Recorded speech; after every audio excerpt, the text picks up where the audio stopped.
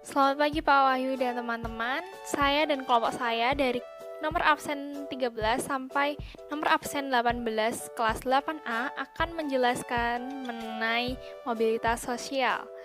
Kita awali dengan pengertian mobilitas sosial. Mobilitas sosial adalah perubahan, pergeseran, peningkatan, ataupun penurunan status pada peran seseorang dalam suatu kelompok sosial. Sekarang saya akan masuk dalam bentuk dan contoh mobilitas sosial. Bentuk dan contoh mobilitas sosial terbagi menjadi dua, yaitu horizontal dan vertikal. Sekarang saya akan menjelaskan secara horizontal terlebih dahulu. Apa itu mobilitas horizontal?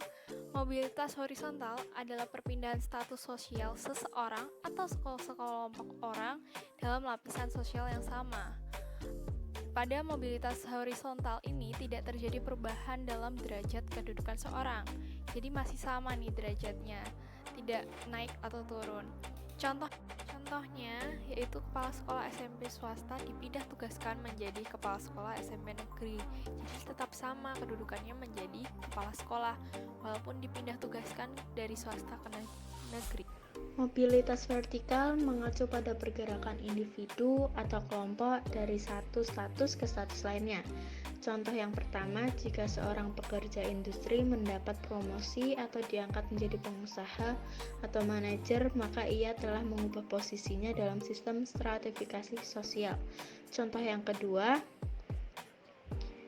seorang siswa lulus dari SMP dan melanjutkan pendidikannya ke tingkat SMA. Perkenalkan, nama saya Edgar Berdadito Parulensite, kelas 8A nomor absen 13. Pada kali ini saya akan menjelaskan tentang faktor-faktor pendorong mobilitas sosial. Faktor yang pertama ada faktor struktural. Faktor struktural adalah jumlah relatif dari kedudukan tinggi yang bisa dan harus diisi serta kemudahan untuk memperolehnya. Contoh konkretnya adalah ketidakseimbangan jumlah lapangan kerja yang tersedia dibandingkan dengan jumlah pelamar kerja. Adapun yang termasuk dalam cakupan faktor struktural adalah sebagai berikut. Yang pertama, struktur pekerjaan. Yang kedua, perbedaan fertilitas. Dan yang ketiga adalah ekonomi ganda. Faktor yang kedua ada faktor individu. Faktor individu adalah kualitas seseorang, baik ditinjau dari segi tingkat pendidikan, penampilan, maupun keterampilan pribadi. Adapun yang termasuk dalam cakupan faktor individu adalah sebagai berikut. Yang pertama ada perbedaan kemampuan, yang kedua orientasi sikap terhadap mobilitas, dan ketiga adalah faktor kemujuran. Faktor yang ketiga ada status sosial. Setiap manusia dilahirkan dalam status sosial yang dimiliki oleh orang tuanya. Karena ketika ia dilahirkan, tidak ada satu manusia pun yang memiliki statusnya sendiri. Apabila ia tidak puas dengan kedudukannya yang diwariskan oleh orang tuanya, ia dapat mencari kedudukannya sendiri di lapisan sosial yang lebih tinggi. Tentu saja dengan melihat kemampuan dan jalan yang dapat ditempuh. Dan hal ini hanya mungkin terjadi dalam masyarakat yang memiliki struktur sosial yang luas. Faktor yang keempat ada keadaan ekonomi. Keadaan ekonomi dapat menjadi pendorong terjadinya mobilitas sosial. Orang yang hidup dalam keadaan ekonomi yang serba kekurangan, misalnya daerah tempat tinggal yang tandus karena kehabisan sumber daya alam, kemudian mereka yang tidak mau menerima keadaan ini berpindah tempat tinggal ke daerah lain, secara sosiologis mereka telah mengalami mobilitas. Contoh yang terakhir atau faktor yang kelima, situasi politik. Situasi politik dapat menyebabkan terjadinya mobilitas sosial suatu masyarakat dalam sebuah negara. Keadaan negara yang tidak menentu akan mempengaruhi situasi keamanan yang bisa mengakibatkan terjadinya mobilitas manusia ke daerah yang lebih aman. Atau bisa juga disebabkan oleh sistem politik pemerintah yang bertentangan dengan hati nurani maupun paham yang dianut. Jadi, meskipun negaranya subur, namun kondisi politik yang tidak kondusif bisa mempengaruhi mobilitas masyarakatnya. Sekian dari saya, terima kasih. Halo, nama saya Jendri Pratama Jonis Manaha, kelas 8A nomor absen 18. Berikut adalah faktor-faktor penghambat mobilitas sosial. 1. Diskriminasi kelas. 2. Jenis kelamin. 4. Etika, perbedaan ras. 4. Agama. 5. Pembahasan. Yang pertama, diskriminasi kelas adalah adanya pembatasan keanggotaan dalam suatu organisasi dengan adanya berbagai ketentuan dan syarat akan menjadi penghalang dalam mobilitas sosial. Yang kedua, jenis kelamin. Masih terdapatnya anggapan bahwa pria lebih tinggi derajatnya. Pria dianggap lebih dalam kekuasaan status sosial prestasi dibandingkan wanita. Hal tersebut menghambat adanya gerak sosial di masyarakat. 3. Perbedaan ras kaitan dengan adanya faktor diskriminasi kelas atas, tetapi faktor ini lebih mengarah pada perbedaan ras dan suku dalam lingkungan masyarakat. Nomor 4. Agama. Faktor ini menjadi penghambat karena dalam agama seseorang tidak dibenarkan secara bebas untuk berpindah agama hanya untuk mencapai status sosial. Pembahasan. Mobilitas sosial adalah perpindahan sosial individu atau kelompok ke status sosial lain. Mobilitas sosial cenderung berbeda-beda dalam kehidupan masyarakat. Beberapa orang dapat dengan cepat dan mudah mengalami adanya mobilitas sosial, namun ada banyak yang sulit. Selanjutnya yaitu saluran-saluran mobilitas sosial. Mungkin kita bertanya atau berpikir bagaimana ya mobilitas sosial tersebut dapat terjadi. Nah, saya akan membagikan 4 contoh atau 4 saluran yang dapat membuat mobilitas sosial tersebut dapat terjadi.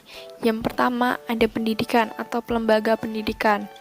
Nah, lembaga pendidikan ini merupakan saluran bagi mobilitas vertikal yang dianggap juga sebagai social elevator. Apa itu social elevator? Dia itu mengangkat kedudukan sosial dari yang dulunya kedudukannya rendah menjadi kedudukan yang tinggi. Contohnya, seorang anak nelayan dapat mengenyam sekolah sampai jenjang yang tinggi. Setelah lulus, ia mendapat ijazah. Akhirnya ia bekerja sesuai dengan keahliannya. Jadi naik status sosialnya. Mungkin dari dulunya orang biasa bisa bekerja, dikenal orang. Selanjutnya yang kedua adalah organisasi politik. Seorang anggota politik yang pandai, yang punya dedikasi tinggi dan loyal terhadap partainya, berkepribadian yang baik, kemungkinan besar akan cepat mendapat kedudukan dalam partainya, kedudukan yang tinggi, mungkin bisa sampai menjadi dewan legislatif, mungkin jadi MPR atau DPR. Yang ketiga ada organisasi ekonomi. Nah, organisasi ini memegang peranan penting sebagai saluran gerak sosial vertikal naik atau mobilitas vertikal yang ke atas. Nah, organisasi ekonomi itu bisa antara lain koperasi dan badan usaha. Mungkin tujuannya untuk menyejahterakan anggotanya. Yang keempat yaitu ada organisasi profesi atau organisasi keahlian. Organisasi ini antara lain yaitu PGRI, yaitu Persatuan Guru Republik Indonesia, IGI, Ikatan Dokter Indonesia, dan organisasi profesi lainnya. Organisasi ini adalah suatu wadah atau saluran yang menampung setiap orang yang memiliki keterampilan dan keahlian tertentu. Organisasi tersebut akan memperkenalkan hasil karya yang telah dibuatnya kepada masyarakat, sehingga dengan sendirinya yang bersangkutan akan dikenal oleh khalayak. Seperti itu saluran-saluran atau contoh-contoh saluran mobilitas sosial. Nama saya Gabriel dari bersama kelas 8A nomor 19. Di sini saya akan menjelaskan dampak mobilitas sosial. Dampak mobilitas sosial itu terbagi menjadi 2, positif dan negatif. Dampak yang positif, 1, meningkatkan produktivitas. Tentunya dengan jabatan baru seseorang akan membuatnya semakin semangat dalam bekerja sehingga menggapai jenjang berikutnya yang lebih tinggi. 2. Perubahan sosial lebih baik. Mobilitas sosial tentunya akan mengangkat harkat dan martabat seseorang. Ini juga yang akan mendorong yang lainnya untuk berlomba karena mobilitas sosial di masyarakat atau lingkungan pekerjaan selalu dinamis. 3. Integrasi sosial meningkat. Level baru tentunya akan banyak tantangan baru yang berbeda. Ini akan mendorong masyarakat untuk selalu mencoba hal-hal baru dan baik. Selanjutnya dampak negatif mobilitas sosial. 1.